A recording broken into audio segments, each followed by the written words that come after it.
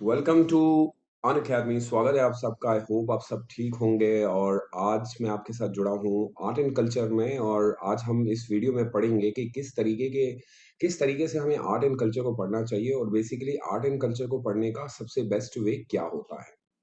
आप सब जानते हैं कि आर्ट एंड कल्चर बेसिकली एक ऐसी बुक है जिसे हम लोगों ने बहुत ही विस्तार से पढ़ना पड़ता है। मैं विस्तार से कहने का मतलब ये है कि इसकी बारीकियों को समझना पड़ता है। एक वीडियो मैंने इससे पहले भी बनाया था जिसके ऊपर मैंने बात की थी कि किस तरीके से प्रश्न यूपीएससी जो है हमसे पूछता है। अब इसी वीडियो को मैं लेके आपसे आपके साथ जुड़ा हुआ हूँ। हम आज देखेंगे कि बेसिकली हमें पढ़ना किस तरीके से है। टॉपिक वाइज हम पढ़ेंगे। उम्मीद करता हूँ कि ये वीडियो आपको बहुत पसंद आएगी। लेकिन वीडियो शुरू करने से पहले यदि अगर आप अनअकैडमी के साथ जुड़ना चाहते हैं और आप क्रैक करना चाहते हैं एग्जाम, यहाँ इंडिया का लार्जेस्ट लर्निंग प्लेटफॉर्म है जहाँ पे आपको बहुत सबसे टॉप मोस्ट एजुकेटर मिलते हैं। जी हाँ, सबसे बड़ी बात, live classes, right guidance, unlimited access, study material और वो भी स्ट्रक्चर्ड। और उसके बाद टॉप मोस्ट एजुकेटर्स के साथ पढ़ने का मौका और एक राइट गाइडेंस। उनके साथ आप जुड़ सकते हैं टेलीग्राम ग्रुप पे। और अबाउट मी, आप सब मेरे बारे में जानते हैं। मेरा नाम सुहेल तुर्की है और यूपीएससी सीएससी में लास्ट 7 साल से पढ़ा रहा हूँ।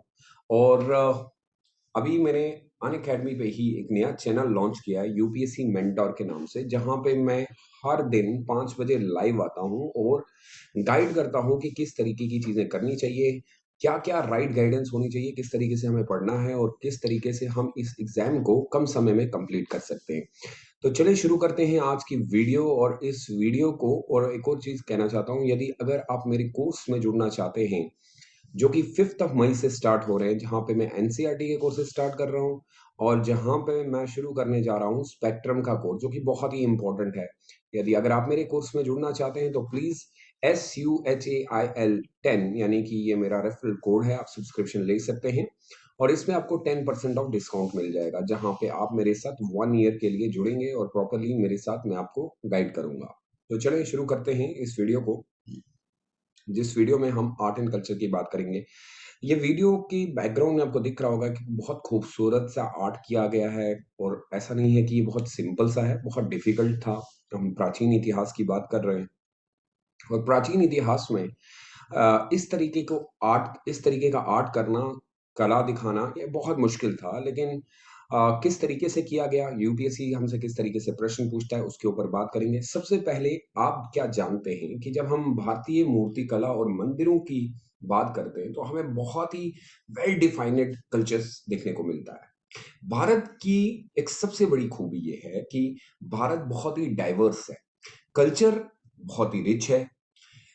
यदि अगर हम बात करते हैं मूर्तियों की तो हमें उसमें बहुत अलग-अलग तरह की जो है कलाएँ देखने को मिलती हैं। अगर हम टेम्पल की बात करते हैं तो उसमें भी वेल स्ट्रक्चर मिलता है। सो भारत की संस्कृति और सभ्यता, कला और वास्तुकला, ये बहुत ही ज़्यादा अलग है और ये इसीलिए बाकी के मुल्कों से या यूरोप की अगर आप बात करेंगे उससे बहुत ही अलग दिखती है। और ये आज की शुरुआत नहीं हुई, बहुत पहले से शुरुआत हो गई। ये चैप्टर जो है वो मैंने नितिन सिंघानिया से लिया है और इसमें यूज किया गया है क्लास 11 की एनसीईआरटी फाइन आर्ट का। चलिए बात करते हैं हम लोग कि जो आर्किटेक्चर का कंसेप्ट है भारत में, जो हमारी सिस्टम आर्किटेक्चर का शोध शुरू हुआ इंडिया में, खासकर भारत की मैं बात कर रहा हूँ। The origin of the architecture in India is believe to be from the Harappan period. यानी भारत के अंदर जो कला और वास्तुकला का शुरुआत हुई, स्थापित हुआ, वो हड़प्पा काल में से ही शुरू हुआ। अब याद रखिएगा कि यदि अगर आपको इसको क्लियर करना है कि सर कहाँ से हमें ये पता चलेगा कि हम जो है वो सही बोल रहे हैं, या हमें यूपीएससी ने अगर प्रश्न पूछ लिया तो क्या ये बात सही होगी, तो उसकी मैं अथेंटिसिटी भी आपको दे देता हूँ। जब हम पढ़ते हैं कि मोहनजोदारो के बारे में, कि आर्किटेक्चर, खासकर वास्तुकला की जो बात करते हैं, तो हमें ये पता चलता है कि ओरिजिन इसका जो है वो हड़प्पन पीरियड से हुआ है। उससे पहले भी आर्किटेक्चर होता था, लेकिन फुल फॉर्म ऑफ आर्किटेक्चर हमें यहीं पे देखने को मिला। जी हाँ, full form of architecture means बेहतरीन कला और वास्तुकला, और जो झलकती है कि और दिखती है कि वाकई में इसको कला कहा जाता है। अब समझिएगा मेरी बात। ये पॉइंट अगर हमें क्लियर करना होगा तो सर हम ये पॉइंट क्लियर कर सकते हैं। क्लास 11th की एक तमिलनाडु की बुक आती है बेटा, और चैप्टर नंबर 2 अगर आप उसका पढ़ेंगे, वहां पे लिखा है इंडस वैली सिविलाइजेशन। यदि अगर आपको पता करना होगा तो कृपया करके इस बुक को एक बार खोल लीजिएगा, आपको ये पॉइंट वहां पे क्लियरली दिख जाएगा। कहा जाता है कि जो सबसे ज्यादा हमें यहाँ मोहनजोदाड़ो से मिली हुई मूर्तियां, जिसमें देवी और देवताओं की जो मूर्तियां मिली, the mother goddesses from the Mohenjodaro, और जो हमें मेटल के यानी कि धातु की मूर्तियां मिली, स्कल्पचर्स, वहां पे हमें एक डांसिंग गर्ल मिली। एग्जाम्पल के तौर पे ये एक यूनिक एग्जाम्पल बताता है कि किस तरीके का एक मूर्ति कला, और वो भी उदाहरण के तौर पे दिया जाता है कि आप खुद देख लें जो पिक्चर में आपको दिख रहा है कि वाकई में इसको बनाने में उनको कितना समय लगा होगा, और फिर इसको बनाने के बाद आर्ट देना एक बहुत बड़ी बात होती है। मूर्ति के बारे में जब हम बात करते हैं तत्कालीन मूर्ति कलाओं का, हमें जो सबसे बड़ा परिणाम मिला वो सबसे पहले हम लोगों को मोहनजोदाड़ो में मिला।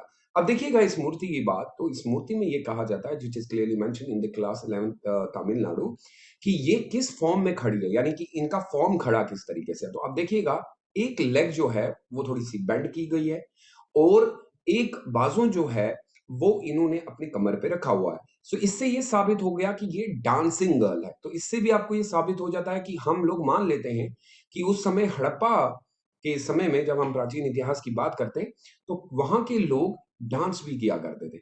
रिसेंटली मैंने करंट अफेयर्स में आपको एक न्यूज पढ़ाई थी कि अभी अभी हाल फिलहाल में ही 29 अप्रैल जो है वो हम लोगों ने इंटरनेशनल डांस डे मनाया।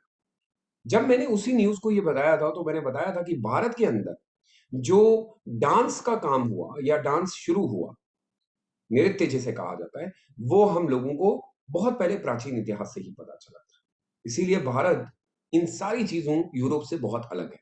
तो ये है कि sir this is a fact, when you are going to suppose to your write your answer, जब आप इसका उत्तर लिखने जाएंगे तो ये वाला पॉइंट आप डाल सकते हैं, जो कि बहुत अच्छा रहेगा, और आपको इसमें काफी लिखने में भी, जब आप लिखेंगे आंसर तो जो आंसर चेक करने वाला होता है, तो जब पढ़ेगा तो डेफिनेटली वो ये जान जाएगा कि स्टूडेंट ऑलरेडी जानता है कि कहाँ से शुरुआत हुई। उसके बाद जरा हम बात करते हैं मौर्यन काल की, क्योंकि बेसिकली मैं आप लोगों को ओवरव्यू दे रहा हूं कि आर्ट एंड कल्चर का कंसेप्ट बेसिकली स्टार्ट कहां से हुआ। अगर आप देखेंगे तो जो हम लोगों की लकड़ी का काम हुआ, देखिए देखिएगा ऊपर आपको दिख रहा होगा एक मौर्यन काल जो है वो आप क्लास 11 की क्लास 6 की एनसीईआरटी में भी पढ़ेंगे मौर्यन पीरियड, और क्लास 11 की तमिलनाडु, और उसके बाद आर एस शर्मा की किताब में भी देखने को मिलता है। अगर हम बात करें इस कला की स्थापना जो शुरू हुई में लकड़ी काफी प्रयोग की गई, वुड यानी लकड़ी का, और आज अगर 21 सेंचुरी में मैं भी बात करूं तो 21 सेंचुरी के अंदर भी काफी सारी लकड़ियों का इस्तेमाल होता है। Would was use extensively in the architecture of this period, लकड़ी का इस्तेमाल किया गया, और साथ में ही लकड़ी का प्रयोग तो किया ही किया गया, लेकिन अशोका के समय में, अगर आप अशोका की बात करेंगे, क्योंकि मौर्यन काल में उन्होंने बहुत काम किया है, उनका आर्किटेक्चर तो बहुत ज्यादा फेमस भी है। ज्यादा आर्किटेक्चर तो पहले जो एक्सट्रीमली लेवल पे किया गया, शुरुआत दौर में किया गया, वो उसके अंदर जो है लकड़ी का प्रयोग किया गया, लेकिन अशोक के समय में अगर आप देखेंगे तो ज्यादातर जो है पत्थरों का प्रयोग किया गया, पत्थरों का जो है प्रयोग प्रारंभ हुआ, यानी कि शुरुआत हुई हो गया था अशोक ने ही। अगर आप देखेंगे एक सिटी जो आपको देखने को मिलती है, Ashok who establish Srinagar Kashmir and Nepal, Ashok ने ही श्रीनगर कश्मीर व नेपाल की स्थापना भी की थी। इससे बड़ी बात क्या हो सकती है, सिटी ही एस्टेब्लिश कर दी गई, और वो भी आर्ट एंड कल्चर पे एस्टेब्लिश की गई। अशोक के समय भारत में बौद्ध की जो बौद्ध धर्म था, आप सब अपने सबने पढ़ा होगा, क्योंकि मैं आर्ट एंड कल्चर पढ़ा रहा हूं तो प्राचीन इतिहास में आपने पढ़ा होगा कि मौर्यन काल के दौरान जब अशोका रूल कर रहे थे तो उन्हीं समय उन्होंने सबसे ज्यादा जो काम किया था, वो काम किस चीज में किया गया था, सबसे ज्यादा काम उन्होंने किया था जब भारत के अंदर उन्होंने बौद्ध धर्म को फैलाया था। अगर आपको याद होगा तो जितने भी स्तूपाज हैं, वो सांची का स्तूपा देख लें आप, जैसे उसमें लिखा है कि उनकी दृष्टिकोण के हिसाब से अगर देखेंगे, स्थापित दृष्टिकोण की सांची हो गया, बारूद हो गया, उसके बाद आपका बोध गया हो गया, अमरावती हो गया, एक बहुत बड़े-बड़े नाम हैं। और the most important Nagarjuna konda famous हैं। ये स्तूपास होते हैं जो कि बहुत ज्यादा प्रसिद्ध हैं। स्तूपास ऊपर बनाया गया है, आप देखिएगा। और इसको बनाने के पीछे इन्होंने सबसे ज्यादा जो प्रयोग किया इस काल के दौरान, गुफाओं, स्तंभों, स्तूपाओं और जो महल का निर्माण किया गया, उनके अंदर उन्होंने काफी सारे अलग अलग पिलर्स जो बनाए, अलग अलग पिलर्स के साथ साथ बुद्धिस्ट आर्किटेक्चर का नाम इसको दिया। यानी अशोका के समय भारत के अंदर जो ये सारी चीजें हुई, उससे ये पता चलता है कि वाकई भारत का आर्ट एंड कल्चर कितना यूनिक है और कितना स्ट्रेसफुल बनाया गया, कितना कॉम्प्लेक्स है। ये आपको लग रहा होगा कि ये बहुत ही इजी है सर। आज के दौर में जब हमारे पास टेक्नोलॉजी है, जब हमारे पास सब कुछ है, तो बड़ा इजी लगता होगा कि सर ये हो गया होगा। लेकिन सोचे उस समय पत्थरों का इस्तेमाल करना, सोचे कि उस समय लकड़ी का इस्तेमाल करना और उसको डिजाइन देना, बहुत बड़ी बात है। बहुत बड़ी बात है, यानी कि उसके अंदर हर चीज को यूज करना, वो बहुत बड़ी बात है। और ये हमें पता चलता है जब आप पढ़ते हैं, तो आपको पता चलता है कि ये सारी चीजें उन्होंने अपने समय में की और उनका मेन उद्देश्य यही था कि किसी तरीके से बौद्ध धर्म को आगे बढ़ाया जाए। उसके बाद अगर आप देखेंगे तो समय के साथ साथ बदलाव आते गए। तो फिर भारत के अंदर, मैं ओवरव्यू करवा रहा हूं, पूरी बुक का ओवरव्यू है। भारत के अंदर अलग अलग वंश आने लगे और इन वंशों के दौरान अगर आप पढ़ेंगे, शुंगा, कुषाण और सत्यवाहना बहुत ही बड़े फेमस वंश रहे हैं। इनके बीच के अंदर की लड़ाइयां भी अगर आप देखेंगे तो क्लास 6 की एनसीईआरटी में आपको पढ़ने को मिलेगा। और उसके बाद तमिलनाडु में भी आपको कुषाण, शुंगा और सत्यवाहना डायनेस्टीज। यदि अगर एक बच्चा पूनम दलाल की भी बुक पढ़ रहा है, वहां पे भी आपको यूपीएससी एंशिएंट हिस्ट्री की मैं बात कर रहा हूं, प्राचीन इतिहास की बुक में से अगर आप पढ़ रहे हैं, आर्ट एंड कल्चर के लिए पढ़ रहे हैं, तो आप फिर नितिन सिंघानिया की बुक जब आप यूज करेंगे तब भी आपको दिखेगा। सो ये बात तब की है, मैं बात कर रहा हूं 232 बीसी की, ईसा पूर्व कि उस समय का जो कला था, जो कला की गई, जिसको हम मॉन्यूमेंट्स कहते हैं, और जो और स्तूपास हुआ करते थे, कला और स्मारक, स्तूपा स्मारक होते बड़े बड़े हुआ करते थे, और स्तूपास जो बनाए गए, गुफाएं, मंदिर हो गए, चैत्यास हो गए, विहारास हो गए, इनका निर्माण किया गया। और खासकर रॉक कट केव्स हमें देखने को मिली, यानी कि गुफाएं आदि हमें देखने को मिली। और इन गुफाओं के दौरान हमें सबसे बड़ा जो कंस्ट्रक्शन देखने को मिला, भारत की प्रसिद्ध स्तूपाओं का निर्माण इसी काल में हुआ था। The construction of the famous stupa of Bharat was completed during the किसके समय? शुंग काल के समय में हुआ था, यानी शुंगा ने यह सबसे बड़ा जो है शुरुआत की। सो भारत की जितनी भी प्राचीन हमें देखने को मिलती हैं, जिन्होंने इतना बड़ा काम किया है, जो बहुत ही बड़ी-बड़ी डायनेस्टीज़ थी, उनके द्वारा भी ऐसा नहीं है कि सिर्फ मौजूदारों में हुआ या फिर मौर्यन काल में हुआ। तो हम लोगों को कंटीन्यूअसली प्रोसेस देखने को मिलता है। कंटीन्यूअसली प्रोसेस यानी कि आप देखें तो आपको लगेगा कि एक वे से चल रहा है। और उसके बाद इसी काल में अगर आप देखेंगे, यानी जब ये चल रहा था 232 ईस्वी पूर्व में, इसी काल में अगर आप देखेंगे तो हम बात कर रहे हैं जेम्स की। ये एक धर्म है जिन्होंने उड़ीसा के अंदर, इस काल में उड़ीसा में, उड़ीसा की जो है बहुत फेमस, कल भी मैंने आर्ट एंड कल्चर में भी पढ़ाया था, गुफाओं का एक मंदिर बना दिया गया। इस काल में उड़ीसा में गुफाओं के मंदिरों का निर्माण कराया गया और उनका नाम जो पड़ा है, नेम और एलिफेंट गुफा, एलिफेंट गुम्फा जो है इसका नाम दिया गया। बहुत फेमस है ये। उनके नाम में हाथी गुम्फा, रानी गुम्फा, यानी कि जो उस समय नाम दिए जाते थे थोड़े से टफ जैसे होते थे। और the most important was अमांचुपरी Gumpha. अगर आप देखेंगे तो आपको एक और गुफा भी दिखेगी जिसको हम गणेश गुम्फा कहते हैं, जय विजय गुम्फा। और उसके बाद the last and the most important Alkapuri Gumpha extra. ये सारी चीजें जो है जैन के समय में बनाई। भारत के अंदर अगर आप पढ़ेंगे तो अजंता की कुछ गुफाओं का निर्माण भी इसी काल के दौरान हो चुका था। इस काल की गुफाएं, मंदिर काफी विशाल हैं। आज भी जब हम पढ़ते हैं तो हमें पता चलता है कि अजंता की गुफाओं का निर्माण जो किया गया, उसपे जो कला और चित्रकला है, वो बहुत यूनिक बनाती है उसको। भले ही उसकी चित्रकला में आप थोड़ी सी गिरावट आ गई है, लेकिन but that was purely unique one. You won't imagine once you reach there, you will feel like what was India at that time during the 230 BC. आपको पता ही नहीं चलेगा कितना खूबसूरत बनाया गया था। और ये इसलिए नहीं था कि टेक्नोलॉजी थी, शौक था, और ये धर्म के साथ जुड़ा हुआ था। और ऐसा नहीं है कि भारत में सिर्फ एक डायनेस्टी ने ये काम किया, हर एक डायनेस्टी ने अपनी जो है अपना काम किया है। उसके बाद अगर आप पढ़ेंगे कुछ जो है, अगर आप स्कूल पढ़ने की बात करते हैं तो गंधार शैली की मूर्तियों में, अगर आप गंधार कल्चर पढ़ेंगे, ऑल्सो डेवलप जुड़ी थी। इसी समय में गंधार की जो है मूर्तियां बनाई गई। ये स्टाइल जो था इसको ग्रीक बुद्धिस्ट स्टाइल कहा जाता है, यानी कि ग्रीक बुद्धिस्ट स्टाइल भी बोला जाता है। और इसमें क्या दिखाने की, this style develop under the patron of Kushan, Kushan के समय में ये बनाई।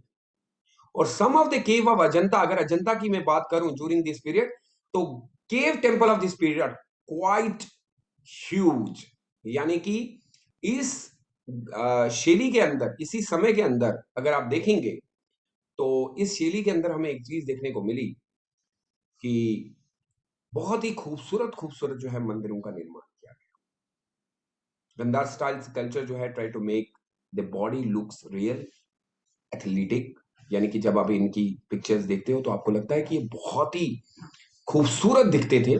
और इनकी जो विशेषताएं जो सबसे बड़ी थी वो ये थी कि इनको बहुत ही ड्रामेटिकली दिखाया जाता था। इस कला के दौरान विकसित एक अन्य शैली माथुरा शैली होगी या गंधार से विभिन्न थी। इस शैली में शरीर को पूरी तरीके से एक इस तरीके से कि एक एथलीट है उसकी सारी बॉडी को दिखाया जाता था। और अगर आप देखेंगे तो, लेकिन मुख्य तौर पे अगर आप देखेंगे तो उसमें एक और चीज हमें देखने को मिली कि it actually shows that kind of like कुछ जल्दी शांति पूर्वक दिखाया गया है। और इसी समय में अनदर स्टाइल भी एक डेवलप हुआ जिसको माथुरा स्कूल भी कहा जाता है। और इस स्टाइल के अंदर इस कला के दौरान विकसित अन्य शैलियों को भी दिखाया गया। और मोस्टली जो है सुख और शांति पूरी तरीके से झलकती हैं। अगर आप चाहेंगे, the body completely looks like a sepulchral face and peace is fully reflected in the face of the body. So it shows that either it is Shunga, या ये कुशान थे, या ये सत्यवाना थे। भाई बात एक सिंपल सी है, इन्होंने आर्ट जो करके दिखाया भारत को, वो आज भी बहुत ज्यादा प्रसिद्ध है और जचता भी है। और भारत इन्हीं चीजों के लिए जाना भी जाता है। आप जब आप बुक खोलेंगे तो आप देखिएगा, मैं सर क्योंकि ये चैप्टर ही मूर्तियों के बारे में मैंने लिया है, मूर्ति कला के बारे में लिया, तो सिर्फ मैं मूर्तियों को कवर कर रहा हूँ। तो हमें एक लगता है कि मोहनजोदाड़ो से स्टार्ट हुआ, फिर मौर्यन ने स्टार्ट किया, फिर यहाँ पे शुंगा हो गए, कुषाण हो गए, सत्यवाना हो गए, कंटिन्यूअसली प्रोसेस में चला और आज भी ये चल रहा है। And I request everybody, this is just kind of, मैं आज आपको जो बता रहा हूँ ये मैं सिर्फ आपको ओवरव्यू दे रहा हूँ। आंसर लिखने के समय में आपको ऐसे, क्योंकि आप एक चैप्टर से सारे आंसर नहीं निकल सकते। आपको जो ओवरव्यू दिया जाएगा वो क्वेश्चन को इसी तरीके से दिया जाता है। अनफॉर्चुनेटली क्या होता है कि हम एक टॉपिक पे कम से कम 6 या 7 दिन ले लेते हैं, पर यूपीएससी क्या करते हैं कि वो एनालिटिकल पर्सपेक्टिव में सवाल पूछता है। बता, मूर्तियों के बारे में बता दी, गुफाओं के बारे में बता दी, तो पूरी गुफाओं के बारे में बात करनी। उसके बाद अगर आप देखेंगे तो गुप्तकालीन, गुप्ता आर्किटेक्चर की बात कर लें। आप देखिए क्योंकि ये कंटिन्यूअसली प्रोसेस में चल रहा है। गुप्त कालीन वस्तु व जो आर्किटेक्चर स्थापित उन लोगों ने किया वो भी कुछ यूनिक था, क्योंकि गुप्ताओं के समय भी काफी सारे मंदिर बने। गुप्ता काल के दौरान अगर आप देखेंगे तो कहा जाता है Gupta was at its peak during the Gupta period. Architecture अगर आप देखेंगे तो आर्किटेक्चर इन जैसा किसी ने नहीं किया। और कहा जाता है कि इनके समय में जो आर्किटेक्चर था वो चरम सीमा पे था, आकर्षित था। और मंदिरों का निर्माण, इस काल के अंदर मंदिरों का निर्माण बहुत ज्यादा किया गया। और किस तरीके से किया गया?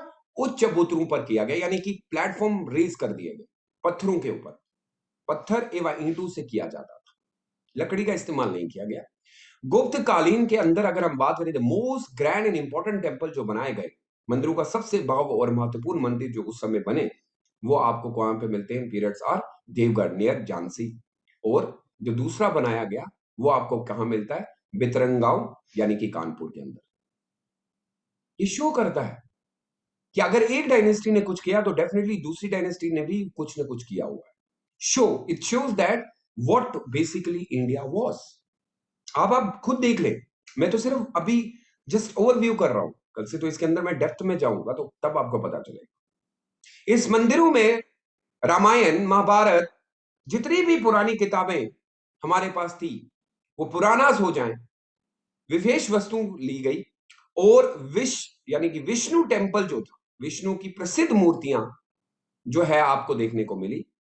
और विष्णु की प्रसिद्ध मूर्तियों को अगर आप देखेंगे, देवगढ़ यानी कि that was very much famous के कानपुर के एरियाज में, और it is made of brick and curve. ये ज्यादातर आपको मंदिरों की ईंटों को बनाने में इसका इस्तेमाल किया गया। उसके अंदर जो नक्शेदार किया जाता था, उसके अंदर जो आर्ट दिया जाता था वो किया जाता था। और गुप्त कालीन की ज्यादातर अगर आप देखेंगे स्टेचूज बिलोंग टू हिंदू, ज्यादातर जो ये मूर्तियां बनाते थे वो हिंदू देवताओं की होती थी, यानी कि विष्णु को ज्यादा प्रसिद्ध मूर्ति दी जाती थी, which is ensured in the Deogarh of Dashavatara मंदिर में स्थापित है। तो वहां से पता चलता है, और आप सब पढ़ लें तो आपको पता चलेगा कि गुप्ता पीरियड जब आया, कुषाण जैसे ही खत्म हुए तो गुप्ता पीरियड ने उनसे वो आर्ट छीन लिया। गुप्ता सिर्फ टेंपल के लिए नहीं जाने जाते, गुप्ताओं के सिक्कों की अगर हम बात करें तो भाई गोल्ड। अब इनको गोल्डन क्यों कहा गया है? गोल्डन पीरियड बोला जाता है, तो सर इनको गोल्डन इसीलिए कहा गया है क्योंकि इनके समय में आर्ट इतना फ्लो से चला, इतना ज्यादा चला कि आज भी इनके मंदिर लगता है कि कल ही बने हुए, नहीं प्योरली गोल्ड टाइप का बना। और इनके समय सिक्के में गोल्ड के वगैरह यूज किए गए। अब बात कर लें, मोहनजोदड़ो से स्टार्ट कर रहे हैं, क्रॉनिकल ऑर्डर में आए, फिर हम बात कर रहे हैं कि सर मौर्यन काल हुआ, फिर शुशुंगा हो गए, कुशांस हो गए, सत्यवाना डायनेस्टी होगी, फिर गुप्तास हो गए सर। तो भारत के अंदर एक फ्लो कंटिन्यूअसली रहा जिसको किसी ने कंट्रोल नहीं किया। It was like a overflow type, और जिसको आज भी हम संभाले रखे। उसके बाद चोला पीरियड आ गया। अब आप याद करिएगा कि चोला पीरियड ये वो समय था, चोला पीरियड को जब आप पढ़ेंगे प्राचीन इतिहास के, कि चोला एक पहला ऐसा राज्य बना जिसके अंदर डेमोक्रेसी दी जाती थी, यानी कि रिपब्लिकन फॉर्म, बोलने का हक था। चोलास हो गए, चेरास हो गए, पांड्यास हो गए, इनकी लड़ाइयां भी होती थी, लेकिन भाई लोगों ने बहुत अच्छे से आर्ट एंड आर्किटेक्चर किया।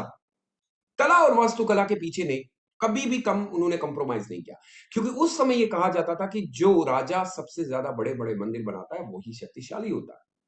चोलाओं ने सबसे पहले डेवलपेड स्टाइल जो डेवलप किया उसको कहा जाता है ड्रेविडियन शैली। ड्रेविडियन शैली को विकसित किया, और उसको भी हम ये कह सकते हैं कि ब्रॉट इट्स क्लाइमेक्स, यानी सबसे बेहतरीन समूह में से समय जो निकला वो चोलास का नाम। अगर आप पढ़ेंगे कि शिव टेम्पल तो चंदौर में है, और उसके बाद राजा राजेश्वरा टेम्पल बहुत ही मशहूर है। राजा राजेश्वरा टेम्पल जो है वो बनाया गया था राजा राजा से ही, राजा राजा फर्स्ट कहा जाता था। एक्सीलेंट बनाया गया तंजौर के शिव मंदिर, और जिसे राजा राजेश्वर मंदिर भी कहा जाता है। बहुत ही इसकी शैली, और अगर आप देखेंगे तो इसमें हमें पता चलता है कि रियल अगर द्रविडियन स्टाइल आपको देखना पड़ेगा, द्रविडियन शैली अगर देखनी पड़ेगी तो इससे बेटर नहीं मिलेगी भाई। और इसी समय ड्यूरिंग द सेम पीरियड अगर आप पढ़ते हैं, ह्यूज एंट्रेंस गेट बनाए गए, बड़े बड़े दरवाजे बनाए गए। इस काल के दौरान मंदिरों को हाथ में गोपुरम जिसे कहा जाता है, यानी कि गेट की एंट्री के अंदर जब आते थे तो build the premises of the temple, विशाल प्रवेश द्वार का निर्माण होने लगा। चोला जो थे उन्होंने सबसे ज्यादा अमंग द चोला, उन्होंने बड़े अलग अलग धातुओं का इस्तेमाल किया, कांस का इस्तेमाल किया, ब्रोंज का इस्तेमाल किया। नाटराज की मूर्ति हम लोगों को वहां से देखने को मिली। ये सबसे बड़ी नाटराज की मूर्ति जो है हमें मिली, आइडल फॉर्म ऑफ मूर्ति, इससे शो होता है चोला लोग भी। सो आप देखें, कोई भी आपको ऐसी डायनेस्टी नहीं लगेगी कि जो आप कहेंगे कि नहीं सर इसमें तो कोई नहीं है, कुछ ही लोगों ने किया। तो आप खुद देख लें कि हर एक जो आ रहा है वो कुछ ना कुछ भारत को दे रहा है। उसके बाद भारत के अंदर जो मंदिर बने, जो मंदिर बनाए गए, मंदिर वास्तुकला टेम्पल आर्किटेक्चर जो बने, सबसे पहले नागरा स्टाइल की बात करें, ओवरव्यू करवा रहा हूं, उम्मीद है कि इसके बाद आपके दिमाग में पता चलेगा कि हमें आंसर कैसे देना होता है। सबसे पहले हमारे पास नागरा स्टाइल है, नागरा शैली जिसे कहा जाता है। अब याद करिएगा, due to the construction in the city it is called Nagara style. नगर में निर्माण होने के कारण इसे नागरा शैली कहा जाता है। नगर यानी कि नगरों में होती थी तो नागरा स्टाइल बन गया। ये अगर आप देखेंगे तो इनका जो स्ट्रक्चर होता है, संरचनात्मक मंदिर जो स्थापित किए गए, the structure temple style of architecture जो दिया जाता था, वो that was practice from Himalayas to Vindhya mountains. बहुत बड़ी बात है बेटा, स्थापित जो किया गए मंदिरों को, ये शैली जो थी हिमालय से लेकर विंध्या के पर्वत तक प्रचलित थी, यानी कि वहां तक मशहूर थी। इससे 8 से 13वीं शताब्दी के बीच उत्तर भारत के मौजूद शासक वंशों ने, जो उस समय बहुत ही बड़े बड़े शासक हुआ करते थे और बड़ी बड़ी डायनेस्टीज हुआ करती थी, 18 उन्होंने इसको ज्यादा प्रचलित किया और ज्यादा इसको पैसा दिया और फैलाने की कोशिश की गई। नगर शैली की एक और बात है कि इसके मंदिर जो आपको देखने को मिलेंगे वो ज्यादातर आपको किस शेप में मिलेंगे? नगर शैली के मंदिर आधार से शिखर तक, जो ऊपर एज तक होता है, उसके ऊपर आपको एक जो मेन चीज मिलेगी, that is very very much important, UPSC pre में भी पूछता है, जो हमें मिलती है इट इज ए कॉरिडेंगुलर, यानी कि शेप जो गोल टाइप में दी जाती है, चतुष्कोणानी होती है in Hindi, from the base to the summit. और ये मंदिर जो है डिवाइड किए जाते हैं, बांटे जाते हैं। ये मंदिर ऊंचाई में 8 भागों में बांटे जाते हैं। These temples are divided into 8 part, 8 बांटों में, जिनमें जिनमें क्या क्या नाम होते हैं? उस नेम आज फैलो, मूल यानी कि जिसको बेस कहा जाता है, यानी कि जिसपे मंदिर बनता है, आधार, गर्भगृह जहां पे आप क्या करते हैं, नींव और दीवारों के बीच के भाग को कहा जाता है, between the between the foundation जहां पे रखी जाती है दीवार और शिखर, एंड देन इसके वॉल, झंगा यानी कि दीवार को कहा जाता है, ठीक है। और उसके बाद द मोस्ट इंपॉर्टेंट होती है इसकी शिखर, यानी कि नेक, लंबा जो होता है, शिखर गल, और सर्कुलर एमलेक एंड कुंभ कलेश इंक्लूडिंग शल, यानी कि ऊपर देखेंगे तो आपको पता चलेगा वर्तुकाल, आमलक और कुंभ शेल शालू सहित कलेशा बोला जाता है। तो इससे पता चलता है कि कितने अलग अलग फॉर्म इन्होंने स्टार्ट किए। मंदिर जो बनाए गए, इस शैली में बने मंदिरों को कलिंगा, यानी कि built in the style we called Kalinga, Kalinga में जहां पे बनाए गए Orissa, later in Gujarat and mountain in the Himalayan regions में भी बनाए गए। शैली के बहन मंदिर जो है वो उड़ीसा में है, कलिंगा गुजरात में है, और हिमालय और क्षेत्रों में पर्वतीय के एरियाज यानी कि हिमालयन रीजन्स में हम लोगों को ये देखने को मिलते हैं, और इनको कलिंगा जो कहा जाता है। अब यहाँ पे भी देखिएगा तो आपको पता चलेगा कि क्यों भारत इतना जो है ज्यादा मशहूर है। उसके बाद अगर आप देखेंगे तो मंदिरों के 3 शैलियां होती हैं। एक होता है नागर शैली, एक होता है द्रविड़ियन शैली, और एक होता है विस्तारा शैली। ऊपर में अगर आप देखेंगे तो आपको नागर शैली देखने को मिलेगा थोड़ा सा, द्रविड़ियन शैली में थोड़े से गोपुरम बढ़ जाएंगे, और नागर स्टाइल में दोनों को मिक्स करके डाला जाता है। ये भारत के सबसे प्रमुख, अगर आप देखेंगे तो आपको इसमें भी नागर शैली के अंदर, उम्मीद करता हूं कि आपने इससे पहले भी देखे हो, शिखर हो गया, अमलाक हो गया, ध्वज हो गया, कलेशा हो गया, ये वो अंतराला हो गया, महामंडपास हो गए, मंडपास हो गए, इस तरीके से दिखाया गया है। अगर हम द्रविडियन स्टाइल की बात करें, द्रविडियन शैली की बात करते हैं, तो कृष्णा नदी को लेके, कृष्ण नदी से लेकर द मोस्ट फ्रॉम कृष्ण नदी से लेके कन्याकुमारी शैली, कन्याकुमारी, तो आपको सिर्फ और सिर्फ कौन से द्रविडियन स्टाइल के ही जो है मंदिर देखने को मिले। द्रविडियन शैली की शुरुआत 8वीं शताब्दी में हो चुकी थी, बहुत ही सेम समय में जब नागरा स्टाइल हुआ, और इसमें ज्यादातर आपको द्रविडियन शैली की पहचान जो है इसकी विशेषताओं के प्रकार है। कैसे पता चलेगा? तो आप जब देखेंगे कि सर ये वाकई में किस स्टाइल में है, तो सबसे पहले आप जब जाएंगे, किसी भी मंदिर में जाते हैं, तो वहां पे आपको पहली चीज जो देखने को मिलती है, चार दीवारी। चार दीवारी मतलब, चार दीवारी मतलब इट्स काइंड ऑफ फोर्टिफिकेशन। फिर मिलता है गोपुरम, एंट्रेंस गेट। फिर मिलता है स्क्वायर और ऑक्टेंगुलर सेंक्टम, जो आपको बहुत ही खूबसूरत बनाता है। एक उसको विग्रह और गर्भगृह रथ के तौर पे देखा जाता है। और उसके बाद अगर आप और उसके अंदर जाते हैं तो पैरामेंडियम शिखर मंडपा, नंदी मंडपा, ये परसों न्यूज में भी आया था। तो लार्ज कोर्टयार्ड और आगे आपको बहुत ही खुला खुला मैदान देखने को मिलेगा। तो उसमें हमें देखने को मिलता है कि ये स्ट्रक्चर कितने प्यारे बनाए गए। द्रविडियन शैली के मंदिर अगर आप देखेंगे, स्टाइल्स आर मल्टी स्टोरेड। ये जो है बहुमंजिलीय होते हैं, यानी कि दो मंदिर मल्टी स्टोरेड होते हैं। और ये ज्यादातर पल्लवास ने इनको जो है बनाया। The Pallavas give the birth to the Dravidian style. Pallava जो यहाँ भारत के अंदर जो एक बहुत बड़ी एक डायनेस्टी रही है, जो वंश रहा, उन्होंने बनाया। पल्लवा के ने देवलियन शैली का जन्म दिया और चोल काल में इसने ऊंचाइयां भी हासिल की, तथा विजयनगर काल में के बाद से ये थोड़ा सा हम ये कह सकते हैं इसमें आसमान हुई, क्योंकि उसके कारण ये है कि विजयनगर अंपायर लोगों ने अपना आर्किटेक्चर कर लिया था।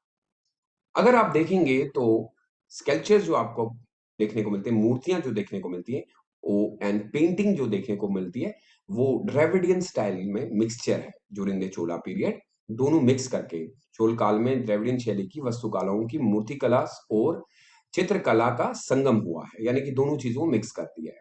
और फिर द मोस्ट इंपॉर्टेंट चीज जो हमें पता चलती है कि सर द्रविडियन शैली के अंतर्गत ही आगे नायक शैली यानी कि विकास हुआ, जिसके आधारण जो है हमें काफी सारे मंदिर देखने को मिले। The Nayaka style develop under the Dravidian example which we have Meenakshi temple हो गया, बहुत ही मशहूर है।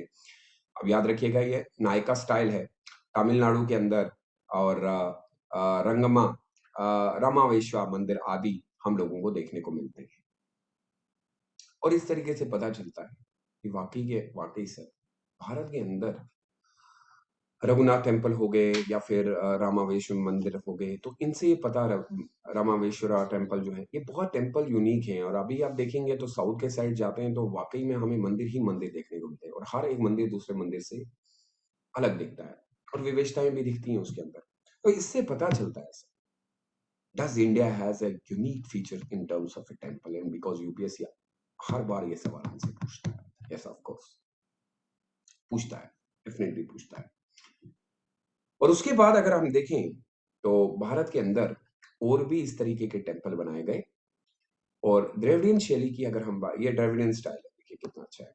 और फिर हमारे पास आता है विसारा स्टाइल भी बोले, विसारा स्टाइल भी बोल दे। नगर और द्रविडियन शैली की को मिला के मिलजुल के जो रूप को मिक्सड फॉर्म जो होता है उसका कॉल्ड वासा स्टाइल और द चोलक्या स्टाइल। चोलक्या भी कहा जाता है। चोलक्या भी एक वंश था जो चोलास, चेरास और पांड्यास के साथ ही था। इन मंदिरों के अंदर आपको ज्यादातर जो है कहाँ पे मिलेंगे, this from the Vindhyachal mountain से लेके कृष्णा रिवर तक आपको देखने इस शैली के मंदिरों को विंध्याचल पर्वत से लेके कृष्णा नदी तक पाए जाते हैं। और जो विस्तारा स्टाइल टेम्पल जो है वो स्फेरिकल्स होते हैं, जो आधार दिए गए शिखर तक गोल आकार के आधारित होते हैं, in shape from the base to upper तक, ऊपर तक। और एग्जाम्पल के तौर पे अगर आप देखेंगे तो एग्जाम्पल के तौर पे आपको स्टाइल जो है वैष्णवा मंदिर मिल जाएगा, विद्यमाना मंदिर in which the gopuram is built, जिसमें गोपुरम बनाया गया। सो इस दौर में दक्षिण भारत के चोलक्यास, पल्लवास, राष्ट्रकुलानीस और चोलकियंस हो गए, जो उस समय बहुत बड़े बड़े आर्किटेक्चर थे मर्जेड इन साउथ, उन लोगों ने इसको जन्म दिया। सो द्रविडियन हो गया, विसारा हो गया, या फिर आपका नागरा स्टाइल हो गया, सबने टेम्पल बनाए। भाई टेम्पल्स को भी उन्होंने यूनिक किया, तो ये भारत की सभ्यता को एक नया आकार देता है। और आज भी हम लोग यही मानते हैं। ये ओवरव्यू में दे रहा हूं, बाद में जब हम पढ़ेंगे तो डेफ में पढ़ेंगे, मैं ओवरव्यू आपको दे रहा हूं ताकि आपको पता चले। ये देखिए कितना खूबसूरत लग रहा है कि देखते ही रहे। आप खुद सोचे कितना समय लगा होगा, और आपको लग रहा होगा कि सुहेल सर वहां पे बैठे। उसके बाद इंडिया की मूर्तियों की बात कर लें सर, तो भी अलग लगती हैं। अगर आप जहां एक और यावना मानो शरीर से, सुंदरता से, अगर while the Yavanas with the prominent showing the beauty of the human, वो दिखाते थे कि मूर्तियों के अंदर कितना खूबसूरत एक इंसान है। Egyptian in the granulars of the pyramids, Chinese people in the beauty of nature, the Indian were unique in the attempting the models of the sculptures into idols. अब समझिएगा यहाँ पे, यूरोप में जाएं तो आपको बॉडीज वगैरह देखने को मिलेंगी या कुछ और शरीर सुंदरता दिखाने को मिलेगी। अगर आप मिस्र की ओर जाते हैं तो लोग अपने पिरामिड की भव्यता, और चीन लोग जो है प्रकृति को दिखाने की कोशिश करते हैं। वाइल इन इंडिया हमारे पास जो सबसे बेहतरीन चीज जो दिखाने की होती है वो है मूर्ति। तो इसलिए इनकी मूर्तियों के बारे में हमारे लिए जानना बहुत जरूरी है। हड़प्पा कालीन में ही मूर्तियों कला की शुरुआत हो चुकी थी। बेटा बहुत बहुत पॉइंट बाय पॉइंट मैंने ये जो है आपकी नितिन सिंघानिया फाइन आर्ट से निकाला है ना। आई होप आप इसके नोट बना के मुझे ग्रुप में सेंड कर देंगे। मेरी क्लास जो है वो आज 5 बजे लाइव होगी यूपीएससी मेंटर पे, वहां पे मिलूंगा। 5 मई से मेरे कोर्सेज भी स्टार्ट हो रहे हैं। ये बहुत ही बेहतरीन कोर्सेज में आपको, और आप फिर दोबारा आपको हिस्ट्री में कोई दिक्कत नहीं रहेगी। यदि अगर आप मेरा कोई कोर्स लेना चाहते हैं तो आप यूज कर सकते हैं कोड सुहेल 10, और मेरे प्रोफाइल पे जा सकते हैं जहां पे मैं स्पेशल क्लासेस शुरू करने वाला हूँ। इस ओवरव्यू से एक बात तो आपको पता चली होगी, बहुत सारी चीजें आपने नहीं पढ़ी होंगी मुझे उम्मीद है। इस क्लास की समाप्ति के बाद यूपीएससी मेंटर का ग्रुप ज्वाइन कर लीजिएगा। मुझे खुशी होगी कि अगर आप मुझे नोट्स भेजेंगे कि सर हमने ये पढ़ा, ये कहाँ पे लिखा है सर। मैंने आपको बुक्स भी बता दी, और फाइन आर्ट्स की बुक वैसे भी मैं पढ़ाने जा रहा हूँ, जहां मैं क्लास 11 की पूरी बुक आपको पढ़ाऊंगा। हड़प्पा की सभ्यता के अंदर हम लोगों को मिट्टी की मूर्तियां भी देखने को मिली, पत्थरों के हम लोगों को मूर्तियां देखने को मिली, धातु की मूर्तियां भी देखने को मिली। मिट्टी की मूर्तियों को लाल मिट्टी एवं जो उस समय कलर यूज किए जाते थे, clay idols way made from the clay, made from the stone powder, पत्थरों का जो पाउडर होता था रेड क्ले जो है यूज किया जाता था। कैरवेजिस नमक के दौरान पे छूने वाले पत्थरों का इस्तेमाल किया जाता था। कॉपर का भी इस्तेमाल किया गया, ब्रॉन्ज का भी इस्तेमाल किया गया। हड़प्पन सभ्यता के दौरान जो है मेटल का तो पूरी फैक्ट्री लगा दी, मैन्युफैक्चर किया जाता था। धातु मूर्तियों का निर्माण के लिए हड़प्पा सभ्यता मुख्य तौर पे तांबे व कांसू का प्रयोग किया जाता था। और योगी जो उसमें आइडल बनाए जाते थे, yogi idol of Mohenjodaro made है siliceous stones is a testimony to its artisans. अगर आप देखेंगे तो उस समय आपको पता चलेगा।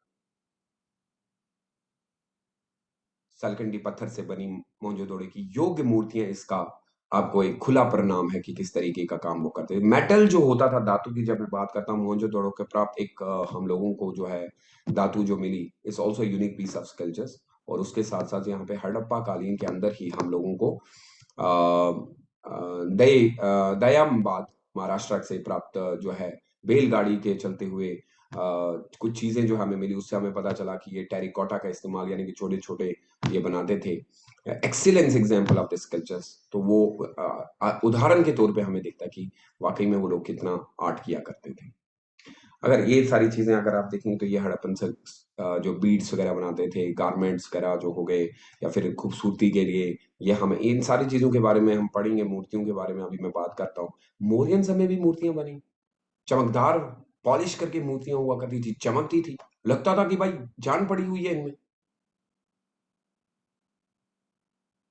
और कलात्मक जो मूर्ति कला जो की गई वो मौर्यन काल में, अब थोड़े से वो आप विकसित भी हो चुके थे।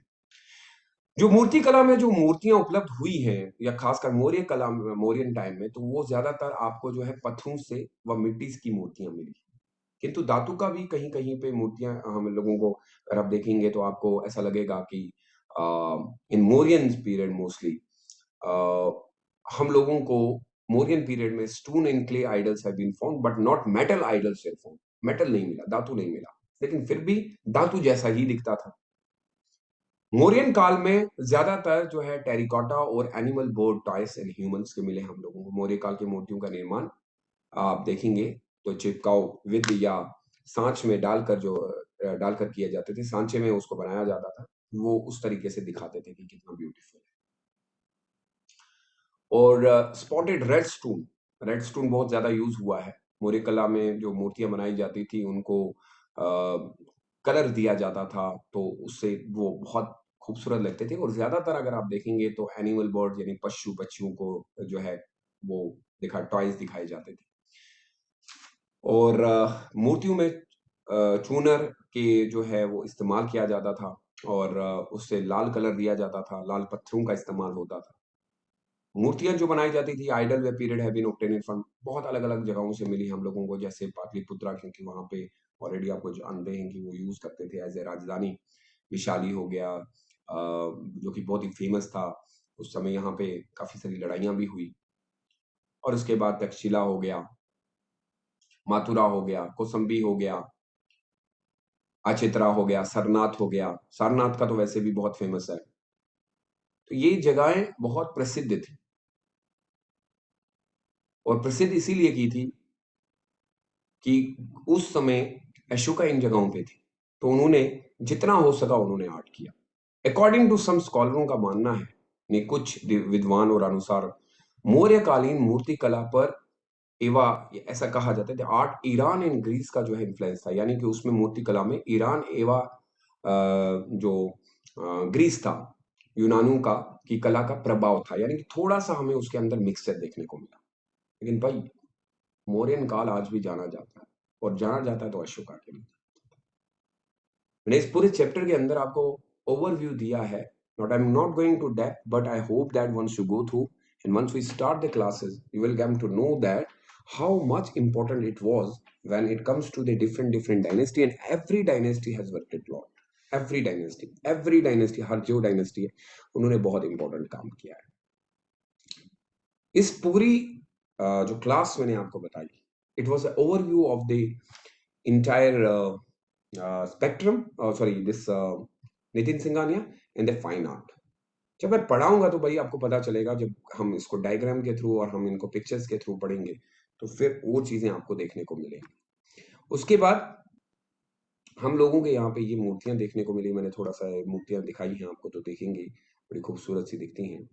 उसके बाद शुंगा हो गए या कुषाण हो गए, उन्होंने भी मूर्तियां बनाई, और उन्होंने ज्यादातर, या गंदा स्टाइल ऑफ आर्ट की अगर हम बात कर ले, ज्यादातर रिलीजियस स्टोन स्कल्पचर्स जो है उन्होंने इस्तेमाल किए।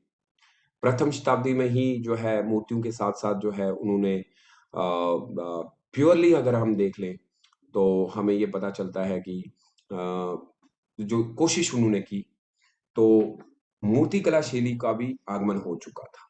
इट वॉज अ रिलीजियस, खासकर जो है बौद्ध धर्म को लेकर जो है, in the first century along with statues, statue also emerged a new statues. उस समय लगा कि ये नया कुछ देके चलेगा। अब देखिए इन्होंने कुछ नई चीज इमर्ज कर दी। Symbolism is the main feature of sculptures. प्राथमिकता इस काल की मूर्तियों की प्रधान विशेषता थी, यानी इससे बेहतरीन तरीका नहीं था। And the Gandhara style and Mathura style develop during this period. इसी समय में जो है ये दोनों जो है गंधार शैली और मथुरा शैली का विकसित हुआ, और फिर ये विशेषताएं जो है कंटिन्यूसली चलती। गंधार स्टाइल जो है वो बहुत इंपॉर्टेंट था, रिलीजियस ही था, धार्मिक ही था, ज्यादातर बौद्ध धर्म के ऊपर ही मूर्तियां बनाई जाती थी। और इस समय जो है कनिष्का ने बहुत बड़ा काम किया था, उन्होंने काफी सारे एरिया, जैसे टक्सिला हो गया, किपाशा हो गया, और पुष्केलवाती हो गई, या उसके बाद भामिनी बेगरम हो गई, ये नाम याद रखिएगा, बहुत इंपॉर्टेंट है। इसका प्रमुख केंद्र हुआ करते थे। गंधार शैली में जो है स्वत घाटी, यानी कि अफगानिस्तान के एरियाज की जब मैं बात करता हूँ, यूज ब्राउन स्टोन, इन्होंने ब्राउन स्टोन और ग्रे स्टोन का इस्तेमाल किया, फ्रॉम द स्वत वैली से लाया जाता था। और अंडर द गंधार स्टाइल, जब गंधार शैली की हम अंतर्गत बात करते हैं, तो बहुत के साथ बहुत ज्यादा जो है वो उन्होंने स्टेचूज बनाना शुरू कर दिए। एंड बोथ हम लोगों को आसान सिट आसन में भी, यानी कि बैठे हुए भी, यानी खड़े हुए भी स्टैंडिंग पोस्चर दोनों में मिलते हैं। और गंधार मूर्तिकला शैली जो है, लॉर्ड बुद्धा इज ऑफन क्लोथेड, कपड़े भी लगाए हैं, कर्ली हेयर दिखाए हैं, और उनकी मूछें भी दिखाई हैं, उनके सर के पीछे जो है परम मंडल भी दिखाया गया है, वस्त्र लगाए हुए हैं, विविधताएं से भरा पड़ा हुआ था, सेलिब्रेशन कर रहे हैं लोग। इससे ये मतलब हमें आज जो हम देखते हैं, हमें आज जो बुद्धिज्म दिखता है, तो इसका क्रेडिट भी अगर है वो कुशांश हो जाता है कि उन्होंने दिखाया कि वो दिखते कैसे थे। सोचें अगर वो होते ही नहीं तो हमें क्या दिखता, हमें कुछ नहीं दिखता। और उसके बाद अगर आप मथुरा की स्कूल की बात करेंगे, तो it was related to three school. बौद्ध भी थे, जैन भी थे, ब्राह्मण भी थे, तीनों चीजें दिखाई गई हैं। मेन सेंटर जो था मथुरा का, वो आर्ट मथुरा था, या तक्षशिला हो गया, या अशित्रा हो गया, या सरस्वती, वाराणसी, कौशाम्बी, ये सारी जगहें जो है इंपॉर्टेंट थी। मथुरा स्कूल जो है ये ज्यादातर लाल और सफेद पत्थरों का इस्तेमाल जो फतेहपुर सीकरी से जो है लिया जाता था।